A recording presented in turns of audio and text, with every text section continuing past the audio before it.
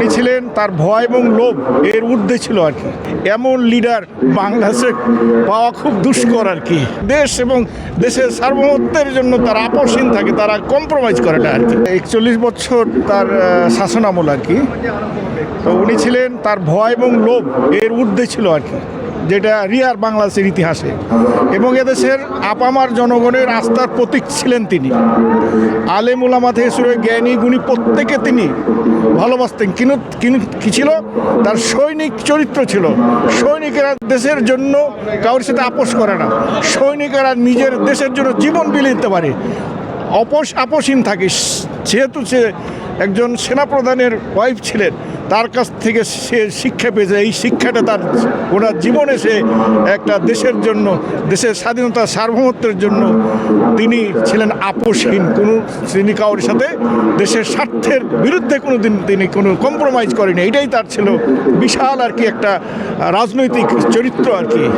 এবং এদেশের মাটি মানুষের তিনি ছিলেন কণ্ঠস্বর, প্রত্যেকটা মানুষের ছিলেন আস্থার প্রতীক। এমন লিডার বাংলাদেশে পাওয়া খুব দুষ্কর আর কি। এদেশের আলেম উলামাদেরকে প্রত্যেকে তিনি সম্মান করতেন। এদেশে যখন ডক্টর ইউনূস যখন নোবেল লাভ করলেন, তিনিই কিন্তু প্রথম তাকে কনগ্রেচুলেশন জানিয়েছিলেন আর কি, সংসদে আর কি। এবং আরও অনেক যারা এই দেশের জ্ঞানীগুণী আছেন, প্রত্যেকে যে যেখানে তার খবর পেয়েছেন তিনি তাকে সম্মান করছেন, তাকে ডেকেছেন দেশের কল্যাণের জন্য, মাতৃভূমির জন্য ভূমিকা রাখার জন্য তাদেরকে বুকে ডেকে নিয়েছেন এবং তাকে কাজে লাগার চেষ্টা করেছেন। এরকম মানে আপোষহীন নেত্রী ছেলে খালেদা জি আর কি। এবং তার সে এতই সৌভাগ্যবান, টানা তৃতীয়বার অর্জন করেছে দেশের সেরা সুপার ব্র্যান্ড স্বীকৃতি বসুন্ধরা টিস্যু। আজকে যদি বিরূপ রাজনৈতিক অবস্থা থাকতো তাহলে তার জানাজা কোথায় হতো, কিন্তু এমন সময় জানা হচ্ছে কিন্তু দেশের উন্মুক্ত একটা পরিবেশ, স্বাধীন দেশ, সমস্ত মানুষ তাকে হৃদয় দিয়ে আর কি ভালোবেসে আর কি জানাজাতে আসতে পেরেছে। এটা হচ্ছে ভাগ্যবতী আর কি, মানে বলা যাবে আমার দৃষ্টিতে আর কি। এটা বিরল আল্লাহর রহমতে আর কি। এবং হাজারো মানুষের দোয়া আছে, হাজারো আলেম উলামাদের দোয়া আছে, হাজারো জ্ঞানীগুণী মানুষের দোয়াতে আল্লাহ তাকে হয়তো জান্নাত নসিব করেও, এটা আমরা কামনা করি আর কি। উনি তো বললাম আপোষহীন সৈনিক জীবন। সৈনিকেরা কি করে, তাদের শপথ থাকে দেশ এবং দেশের সার্বভৌমত্বের জন্য তারা আপোষহীন থাকে, তারা কম্প্রোমাইজ করে না আর কি। আর দেশের স্বার্থের বিরুদ্ধে তারা যায়, সেই ধরনের চরিত্র তার ছিল।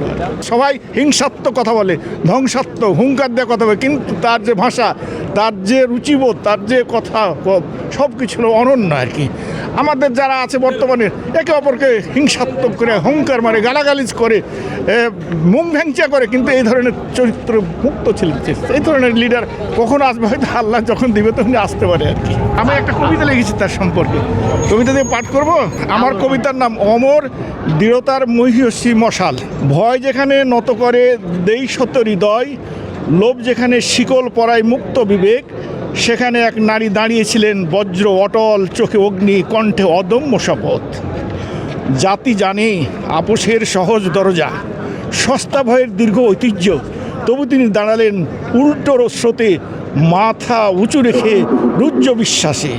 সন্তান, পরিবার, ঘর আর সম্পদের ডাক সব মায়ার প্রবণ পেছনে ফেলে বেছে নিলেন জনতার ধুলো ভরা পথ। ত্যাগকে বানালেন রাজমুকুট, সাহসকে বানালেন পরিচয়। তার নীরবে ছিল ভাঙ্গনের পূর্বাভাস, তার উচ্চারণ ছিল স্বাধীনতার দেওয়াল। তার প্রতিটি পদক্ষেপে ভয়ের দুর্গ ক্ষয়, প্রতিটি নিঃশ্বাসে আপোষের সিংহাসন কম্পন। আর সেই দেহ নেই, আছে দমকা ইতিহাস, যা লেখা হয়নি কাগজের পাতায়, লেখা হয়েছে নির্ভীক আত্মায়, লেখা হয়েছে প্রলোভন অজয় জীবনে। মাটির প্রদীপ নিভে যায়, মশালের আগুন নিভে না, ত্যাগী আত্মা ক্ষয় জানে না, দেশপ্রেমী নাম মুছে না। আল্লাহ তার সাক্ষ্য কবুল করুন, তাকে সর্বোচ্চ পুরস্কারে ভূষিত করুন, জান্নাতের সর্বোচ্চ স্তরে শান্তির অনন্ত ছায়ায়।